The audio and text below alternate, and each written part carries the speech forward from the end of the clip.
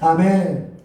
자, 오늘 말씀은 레위기 18장 말씀입니다. 레위기 18장 1절부터 30절까지 말씀을 같이 한번 나누도록 하겠습니다. 자, 지난주 말씀은 우상을 섬기는 것에 대해서, 즉 제사를 아무 곳에서나 드리는 것에 대해서 말씀하셨습니다. 즉 범신론의 개념으로서 이스라엘 백성, 이방 백성들, 가나안 족속들이 그렇게 제사를 드렸고 이방인 이스라엘 너희들은 그것을 따라하지 말라라는 것이 지난주 메시지였습니다. 자, 이번 주는 여러분께서 말씀을 읽어보셔서 아시겠지만 바로 성적인 죄에 대해서 언급하고 있습니다. 성적인 죄. 그래서 잠시 후 말씀드리겠지만 성적으로 우리가 범할 수 있는 여러 가지 죄의 목록을 말씀하고 있다는 사실입니다. 자, 그런데 중요한 것은 단순히 성적인 죄를 하지 말라 정도의 깊이의 말씀은 아니라는 사실입니다. 더 깊이 있는 무언가가 있다는 사실을 기억하시면서 오늘 그것이 무엇인지 말씀을 통해서 보도록 하겠습니다. 자, 말씀의 구조는 이렇습니다. 먼저 18장 1절부터 5절 말씀은 하나님의 명령을 지켜라 라는 메시지고 6절부터 18절은 근친상간의 죄에 대해서 말씀하고 있습니다. 19절부터 23절 말씀은 성적인 여러 가지 죄에 대해서 말씀하고 있고 24절부터 30절 말씀은 따라하지 말라라는 메시지를 주고 있습니다. 자, 오늘의 질문은 이것입니다. 하나님께서는 왜 따라하지 말라고 말씀하셨을까에 대해서 오늘 같이 이 질문을 답해 보도록 하겠습니다. 자, 먼저 이 레위기 맨 끝절을 같이 보겠습니다. 레위기 27장으로 가겠습니다. 레위기 27장 34절 말씀을 보겠습니다. 레위기 맨 마지막입니다. 레위기 27장 34절 말씀. 레위기 27장 34절 말씀. 우리 다 같이 읽겠습니다. 시작. 이것은 여호와께서 시내산에서 이스라엘 자손을 위하여 모세에게 명령하신 계명이니라. 아멘. 자, 레위기는 크게 두 부분으로 이루어져 있다고 말씀드렸습니다. 1장부터 16장까지고 17장부터 27장까지입니다. 1장부터 16장은 크게 봐서는 예배에 대해서 말씀하고 있습니다. 그렇죠. 예배와 제사들. 앞장 1장부터 8장까지는 제사에 대해서 말씀하고 있고 또한 6장부터 17장부터 그리고 이제 11절부터 시작해서는 제사장에게 보이는 그런 연결 예식에 대해서 말씀하고 있으니까 한마디로 1장부터 16장까지는 예배에 대해서 말씀하고 있다. 그리고 17장부터 27장까지는 그런 예배를 드리는 사람들의 삶에 대해서 말씀하고 있습니다. 그렇게 예배드린 너희들은 이렇게 살아라 가 바로 이제 17장부터 27장까지의 메시지인데 지난주 말씀이 이것이었죠. 가나안인들처럼 예배하지 말아라 라는 말씀이었습니다. 즉 가나안인들이 범신론에 근거해서 이곳저곳에서 예배드리는 것처럼 너희들은 그렇게 예배드리지 말아라. 즉 하나님을 하나님답게 섬겨라 라는 게 지난주 메시지였습니다. 즉 따라하지 말라는 것입니다. 너희들 가나안 족속을 따라하지 말라가 바로 지난주 메시지였다면 이번 주에도 역시 따라하지 말라가 바로 이번 주의 메시지입니다. 지난주에는 종교적인 부분을 말씀하셨다면 이번 주에는 성적인 부분을 말씀하신다는 겁니다. 그런데 중요한 것은 종교적인 부분과 성적인 부분은 뗄래야 뗄 수 없는 부분이라는 것입니다. 즉 17장과 18장의 메시지는 서로 분리될 수 없는 부분입니다. 종교와 성적인 것은 서로 분리될 수 없는 부분임을 볼 수 있습니다. 그러므로 17장 지난주 말씀과 18장 이번 주 말씀을 한 큰 틀 속에서 여러분께서 말씀 보셔야 되고 이것을 통해서 우리가 알 수 있는 것은 하나님을 믿지 않는 사람들의 문화는 어떤 문화냐? 크게 두 가지입니다. 바로 잘못된 종교성을 가지고 있는 문화, 두 번째 잘못된 성적 문화. 이 두 가지를 말씀하고 있다는 겁니다. 그래서 하나님 믿지 않는 사람들을 여러분께서 가만히 보시면 잘못된 종교성을 가지고 있고 잘못된 성적 문화를 가지고 있습니다. 그래서 지난주와 이번 주는 뗄래야 뗄 수 없이 하나로 봐야 된다 라는 것을 먼저 말씀드리면서 오늘 말씀 같이 나누도록 하겠습니다. 먼저 오늘 본문 3절 말씀 같이 보겠습니다. 3절 말씀 읽지 않는데 자, 다 같이 3절 18장 3절 말씀 우리 다 같이 읽겠습니다. 시작. 너희는 너희가 거주하던 애굽 땅의 풍속을 따르지 말려 내가 너희를 인도할 가나안 땅의 풍속과 규례도 행하지 말고. 아멘. 자, 애굽 땅의 풍속도 따르지 말고 앞으로 들어가게 될 가나안 땅의 풍속과 규례도 따르지 말라라고 말씀하고 있습니다. 자, 여기서 먼저 풍속이 무엇이고 규례가 무엇인지 간단하게 설명드리면, 풍속이라는 것은 그 시대에 유행하는 그런 문화들, 그것을 풍속이라고 할 수 있고, 규례라고 하는 것은 공동체 안에서 이루어지는 규칙을 규례라고 할 수 있습니다. 자, 특별히 가나안 땅, 이제 앞으로 이스라엘 백성들이 가게 될 그 가나안 땅에 대해서 성경은 풍속과 규례, 한글 성경은 풍속과 규례라고 적혀 있죠. 그런데 원어 성경을 보면 애굽 땅에서의 풍속, 가나안 땅에서의 풍속과 규례 둘 다 같은 단어를 쓰고 있습니다. 예, 제 성경은 좀 다르게 표현하고 한글 성경은 다르게 표현되어 있지만 원어 성경은 같은 표현을 쓰고 있는데, 원어로는 후카라는 단어를 씁니다. 후카. 이 후카라는 뜻은 법, 규칙 이런 뜻을 가지고 있습니다. 그리고 또 다른 의미로 세워지다라는 그런 뜻을 가지고 있습니다. 즉, 그 당시 사람들의 기준점이 되는 것들, 그것들을 후카라고 할 수 있습니다. 즉, 가나안 땅에 사는 사람들의 기준점, 애굽 땅에 사는 사람들의 기준점, 그 기준점을 너희는 따르지 말라라는 것입니다. 그럼 기준점은 무엇일까요? 크게 봤을 때 우리는 그것을 문화라고 할 수 있는 겁니다. 여러분들이 삶을 살아가는 데 있어서 한국 사람이라면 한국의 문화를 쫓고 따르고 영향을 받을 수밖에 없는 것입니다. 만약 우리가 미국에서 오랫동안 산다? 미국의 문화를 따를 수밖에 없는 것입니다. 문화는 그런 것이죠. 어떠한 공동체에 속한 사람으로 하여금 기준점이 되게끔 하는 것들이 바로 문화라고 할 수 있는 것입니다. 바로 그것을 후카라고 볼 수 있는 것인데, 자, 그런 것을 하나님은 따르지 말라라고 말씀하고 있는 것입니다. 자, 그리고 나서 4절, 5절 말씀에서는 이렇게 말씀하고 있습니다. 우리 4절 말씀 읽겠습니다. 시작! 너희는 내 법도를 따르며 내 규례를 지켜 그대로 행하라. 나는 너희의 하나님 여호와이니라. 아멘.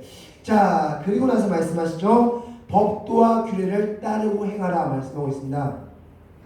여기서 법도는 원어로 미시파트라고 합니다. 쉽게 말해서 법을 의미하는 단어입니다. 또한 규례는 앞서 말씀드렸죠. 후카로 써요. 법을 의미하는 단어입니다. 즉, 지금 무슨 뜻이 말씀이냐면, 이방의 문화들, 그런 법들, 그들이 따르는 것들을 따르지 말고 하나님의 명령, 하나님의 말씀을 따르라라고 말씀하고 있는 겁니다.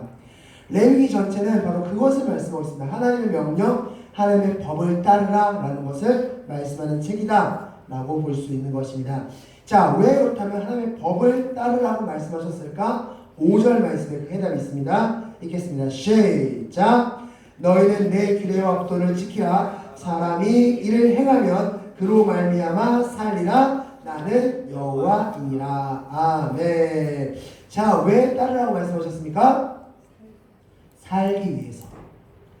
왜 우리가 하나님의 법을 따라야 되냐? 살기 위해서이다라는 것입니다. 물고기가 물에서 살아야 된다는 법을 어기면 어떻게 됩니까? 죽습니다. 그렇죠. 자, 말씀 통해서 확인하겠습니다. 요한복음 15장 우리 4절 말씀 다 같이 읽겠습니다. 시작! 내 안에 거하라. 나도 너희 안에 거하리라. 가지가 포도나무에 붙어있지 아니하면 절로 가시를 낼 수 없음같이 너희도 내 안에 있지 아니하려면 그리하니라. 아멘. 자, 나무의 가지가 붙어있지 않으면 어떻게 됩니까? 그 가지가 떨어졌습니다. 어떻게 됩니까? 어떻게 보이면 산 것처럼 보입니다. 아직도 꽃도 있고 잎도 있으니까 살아있나? 하지만 이미 죽은 것이죠. 서서히 죽어가는 것입니다. 물고기도 마찬가지죠. 물 밖에 물고기가 있다? 어떻게 보면 살아있는 것처럼 보입니다. 막 파닥파닥 거립니다. 막 파닥파닥 거리니까 살아있네 하지만 금방 죽어나는 거죠. 이미 죽은 것입니다. 자, 성경은 이렇게 표현하고 있죠. 자, 15장 6절 말씀 다 같이 읽겠습니다. 시작! 사람이 내 안에 거하지 아니하면 가지처럼 밖에 버리워 말라지나니 사람들이 이것을 모아다가 불에 던져 사느니라. 아멘. 자, 나무의 가지가 떨어지면 어떻게 된다? 점점 말라서 죽어간다. 물고기가 물 밖에 있어야 되는 법을 어기면 어떻게 된다? 죽어간다. 이미 죽은 것이다 라고 할 수 있습니다. 그것을 다시 살리는 방법은 무엇입니까? 다시 물 안에 넣어주면 되는 겁니다. 가지를 다시 접붙이면 되는 겁니다. 그러면 살 수 있는데 그렇지 않으면 죽습니다. 즉 지금 무슨 말씀하고 있습니까? 이 18장 말씀을 통해서 하나님께서는 너희가 나왔던 애굽의 풍속, 애굽의 문화, 너희가 앞으로 가게 될 가나안의 문화를 따르지 말고 너희는 하나님의 법을 따라야 된다. 그것만이 너희가 살 길이다 라고 말씀해 주고 있는 것입니다. 자, 그리고 나서 하나님께서는 왜 이렇게까지 하나님께서 강력하게 말씀할 수밖에 없는지에 대해서 그 다음 절에 말씀하고 있는데 바로 애굽의 성적 문화에 대해서, 애굽과 가나안의 성적 문화에 대해서 6절부터 18절에 걸쳐서 굉장히 자세하게 한 절 한 절 예시를 들면서 말씀하고 있는데 사실 이 말씀은 정말 읽기도 거북한 말씀입니다. 하지만 어떤 말씀이 있는지 우리 두 절만 간단하게 읽어보겠습니다. 우리 7절 말씀 같이 한번 읽겠습니다. 시작! 내 어머니의 하체는 곧 내 아버지의 하체이니 너는 범하지 말라. 그는 내 어머니인즉 너는 그의 하체를 범하지 말지니라. 아멘. 자, 무슨 말씀입니까? 너희 어머니와 관계하지 말라 라는 말씀입니다. 너희 어머니와 관계하지 말라. 우리가 정말 읽기도 거북한 그런 말씀이죠. 우리 9절 말씀 계속 읽겠습니다. 9절 말씀 다 같이 읽겠습니다. 시작! 너는 내 자매 곧 내 아버지의 딸이나 내 어머니의 딸이나 집에서나 다른 곳에서 출생하였음을 막론하고 그들의 하체를 범하지 말라. 아멘. 무슨 말씀입니까? 남매 간의 관계를 맺지 말라 라는 것입니다. 너희들 남매 간의 관계 맺지 마 라고 말씀하고 있습니다. 자, 즉 이런 말씀들이 지금 적혀 있는 겁니다. 6절부터 18절 말씀은 이런 식의 말씀. 그래서 고모의 하체를 범치 말라, 이모의 하체를 범치 말라, 또 남동생의 아내의 하체를 범치 말라, 이런 식의 말씀들이 6절부터 18절까지 쭉 나와 있습니다. 자, 일단 질문 드리겠습니다. 왜 하나님께서는 이렇게 구체적으로 왜 이렇게 입에 담기도 더러운 말씀을 이 귀한 성경책에 말씀하셨고 왜 지금 이스라엘 백성들에게 말씀하고 계실까요? 너희가 나온 애굽 땅, 너희가 가게 될 가나안 땅이 실제 벌어지고 있는 일이기 때문입니다. 실제 지금 이렇게 하고 있기 때문입니다. 이들은 이것이 하나의 문화이고 하나의 풍속이기 때문입니다. 여러분, 문화가 얼마나 무서운 것인지 성경은 그것을 우리에게 너무나 잘 보여주고 있습니다. 자, 창세기 4장 14절 말씀 보면 우리가 지난주에 말씀드렸지만 가인과 아벨에서 가인이 동생 아벨을 쳐 죽입니다. 그리고 나서 하나님께서 아벨의 피해에 대해서 말씀하시면서 어디 있느냐라고 말씀하셨을 때 가인이 두려워하면서 뭐라고 말씀하고 있습니까? 내가 나가게 되면 사람들이 나를 죽일 것입니다 라고 말씀하고 있습니다. 자, 무슨 말씀이라고 말씀드립니다. 사실 말씀이 좀 이상합니다. 사실은 아니 가인은 사실 몰래 한 겁니다. 사실 하나님밖에 이 사실을 아는 사람은 없을 것입니다. 대낮에 다 보이는 앞에서 이 가인이 아벨을 쳐 죽인 게 아닙니다. 아벨을 몰래 들판에 불러다가 아벨을 쳐 죽인 겁니다. 이 사실을 아는 분은 오직 하나님밖에 없습니다. 사실상. 그런데 가인은 내가 가면 사람들이 나를 죽일 것입니다 라고 말씀하고 있습니다. 무슨 소리입니까? 이미 이 당시에 살인이라는 것이 보편화됐다는 겁니다. 그리고 이 가인의 5대 손인 람에게 이야기를 우리가 볼 필요가 있습니다. 우리 말씀 통해서 보겠습니다. 자, 람의 이야기 다 14절 말씀. 우리 가인 말씀도 있었네요. 자, 다 같이 한번 읽겠습니다.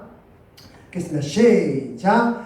주께서 오늘 이 지면에서 나를 쫓아내시온즉 내가 주의 낯을 배우지 못하리니 내가 땅에서 피하면 유리한 자가 될지라. 물론 나를 만나는 자마다 나를 죽이겠나이다.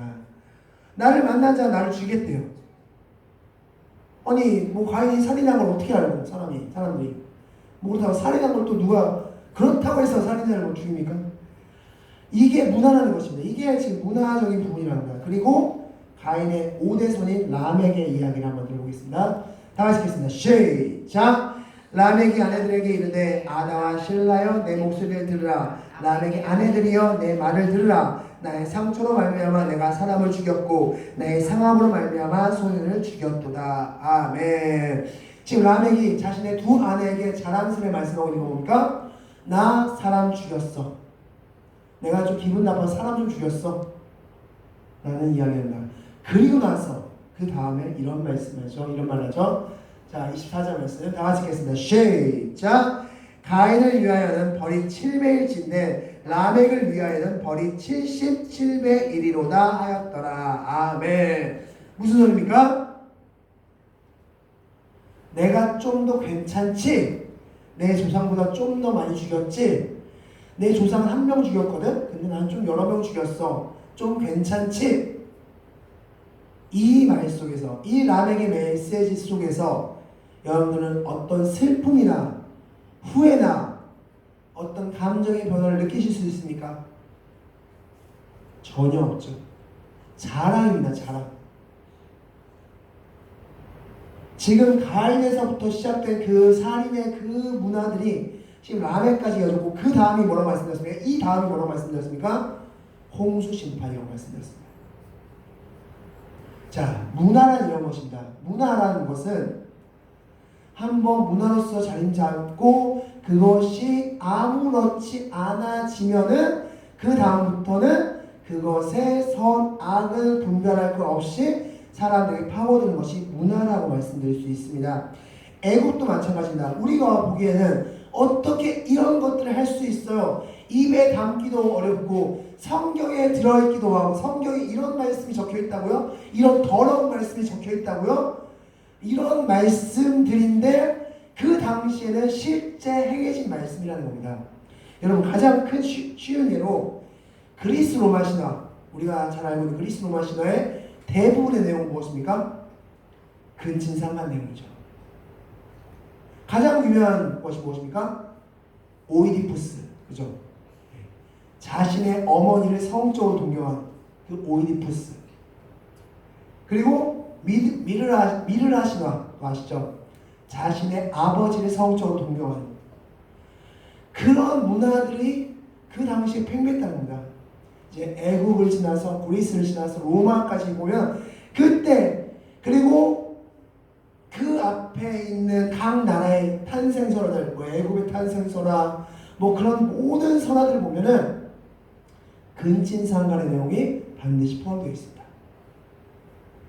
그러니까 이 근친상간은 그 당시에 흐르고 있었던 그런 주류적인 문화였고 그것이 이제 종교와 결합되고 문화와 결합되면서 아무렇지 않게 흘러가게 되었다는 것입니다. 마치 가인 시대 그리고 라멕 시대의 살인이라는 것이 아무렇지 않게 흘러가고 있듯이 말입니다. 바로 그것을 하나님께서 말씀하시면서 너희들은 절대 따르지 말라 라고 말씀하고 있는 겁니다. 자, 이것을 우리나라에 적용할 수 있는 부분이 있습니다. 자, 19절부터 23절 말씀은 성적 죄악의 4가지 큰 종류를 말씀하고 있는데 우리 19절부터 같이 한번 읽겠습니다. 19절 다 같이 읽겠습니다. 시작. 너는 여인이 월경으로 불결할 동안에 그에 가까이하여 그의 하체를 범하지 말지니라. 아멘. 월경으로 불결할 동안에 강제로 관계를 맺는 거, 뭐 쉽게 말해서 강간이라고 할 수 있겠죠. 자, 그리고 20절 말씀 같이 읽겠습니다. 시작. 너는 내 이웃의 아내와 동침하여 설정함으로 그 여자와 함께 자기를 더럽히지 말지니라. 아멘. 내 이웃의 아내와 동침하는 거 뭡니까? 한마디로 불륜, 간통이 바로 그것이죠. 불륜죄, 간통죄입니다. 22절 말씀 읽겠습니다. 22절입니다. 읽겠습니다. 시작. 너는 여자와 동침함 같이 남자와 동침하지 말라. 이는 가증한 일이니라. 아멘. 자, 남자와 동침은 같은 성끼리 동침하는 게 무엇입니까? 동성애주죠. 23절 읽겠습니다. 시작. 너는 짐승과 교업하여 자기를 더럽히지 말며 여자는 짐승 앞에 서서 그것과 교접하지 말라. 이는 문란한 일이니라. 아멘. 짐승과의 관계 무엇이라고 말씀드렸습니까? 수간이라고 하죠.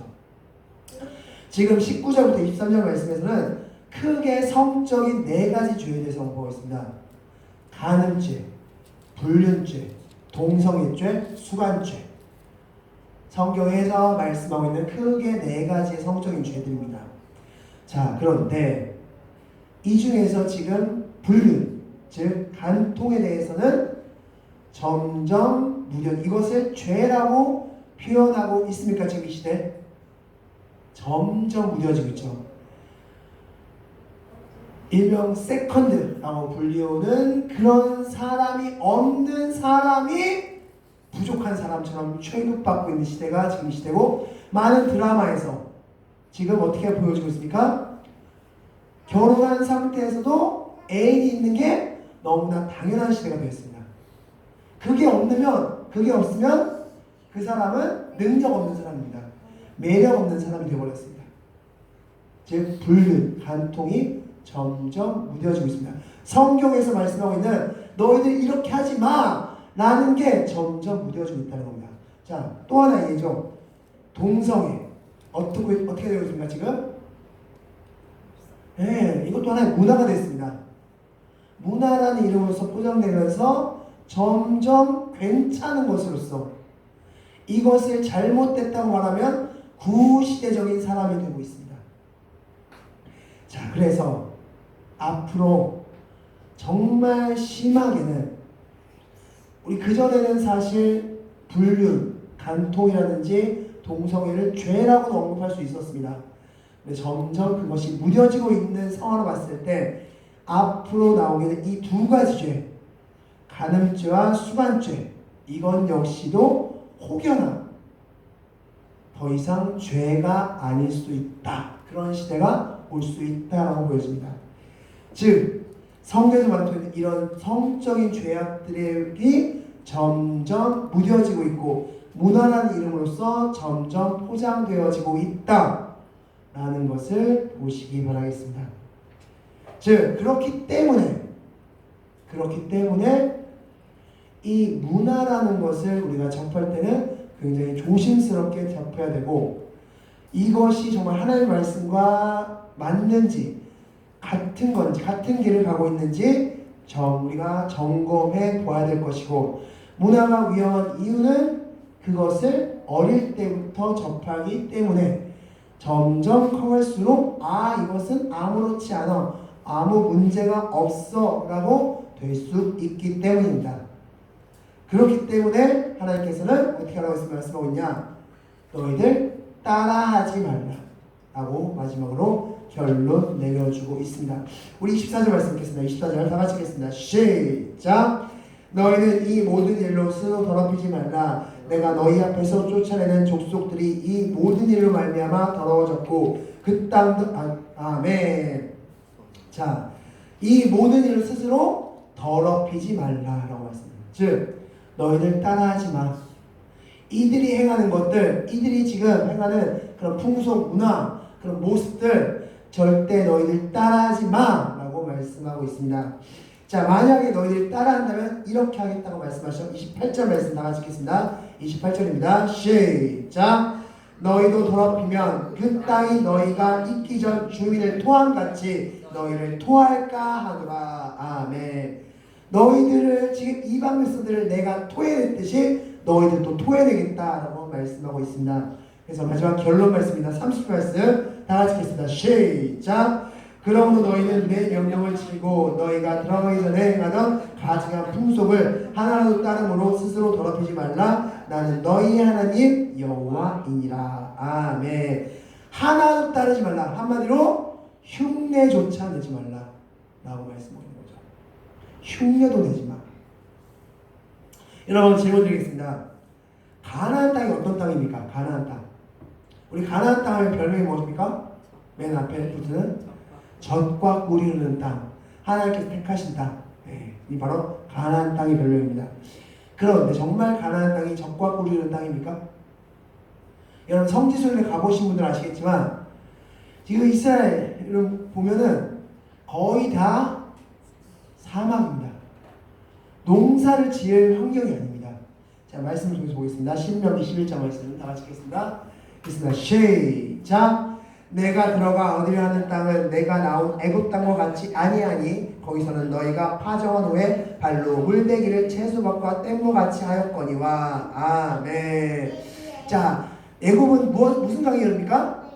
나일강이 흐르죠. 나일강이 흐르기 때문에 애굽 땅은 사시사철 풍성한 그런 농토였습니다. 그래서 물 조금만 발로 이렇게 보내면 농사를 지을 수 있을 만큼 풍족한 물과 풍족한 환경이었다는 겁니다. 그런데 너희들이 이제 앞으로 가게 될 이 가나안 땅이라는 곳은 그런 땅이 아니야 라고 말씀하시면서 그 다음에 11절 12절 말씀은 무슨 말씀이냐면 여러분 나중에 집에 가서 읽어보시기 바랍니다. 내가 비를 내려서 그 땅을 촉촉하게 해줄 것이고 그 땅을 자라게 할 것이다 라고 말씀하고 있습니다. 하나님의 늦은 비와 이른 비와 늦은 비가 없으면 그 땅은 완전 황무지입니다. 그런데 하나님이 늦은 비와 이른 비가 내리면 그 땅은 풍성한 7과일이 열리고 벼농사와 그리고 밀농사가 풍성하게 보리농사와 밀농사가 풍성하게 열리는 그런 땅이 되는 것입니다. 즉 무슨 말씀을 하고 싶은 겁니까? 하나님께서 해 주셔야지 하나님의 법을 따라야지만이 그 땅이 하나님의 뜻대로 움직이는 것이지 만약에 하나님의 뜻과 어긋난다면 하나님께서는 이 이방 백성을 내치듯이 이스라엘 백성 역시 내치시겠다. 하나님께서는 절대 도와주시지 않겠다. 그러고 너희는 어떻게 하라? 내 법과 규례를 따라 살아라 라고 말씀하고 있습니다. 실제로 하나님께서는 성경 말씀을 읽어보니까 재밌는 것은 하나님이 이스라엘 백성들이 잘못할 때마다 내리시는 벌의 종류를 보니까 비와 관련된 것이 굉장히 많이 있다는 사실을 발견할 수 있었습니다. 사무엘상 12장 18절 말씀 보면 이제 사무엘이 이스라엘 백성들이 왕을 달라고 한 것을 질책하시면서 야 하나님께서는 이제부터 너희들에게 우레와 비를 내릴 것이다 라고 말씀합니다. 근데 이때가 언제냐? 바로 밀수확철입니다. 이제 밀수확, 보리수확이 끝나고 이제 밀수확을 해야 되는데 그리고 이제 7가지 과일 열매를 맺어야 되는데 그때 우레와 비를 내려서 농사 다 망치게 하겠다고 말씀하십니다.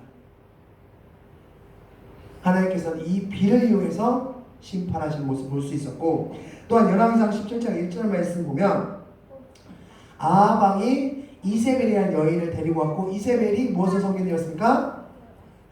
우상을 섬기는 그런 여인이었죠. 그래서 그 여인을 데리고 온 아하방에게 하나님께서는 엘리야를 통해서 뭐라고 말씀하셨습니까? 너희 3년 동안 비 안 내릴 거야. 내가 말하기 전까지는 수년 동안 비를 내리지 않을 것이다 라고 말씀하셨죠. 즉 비를 내리지 않는 벌을 통해서 하나님께서 심판하셨음을 볼 수 있었습니다.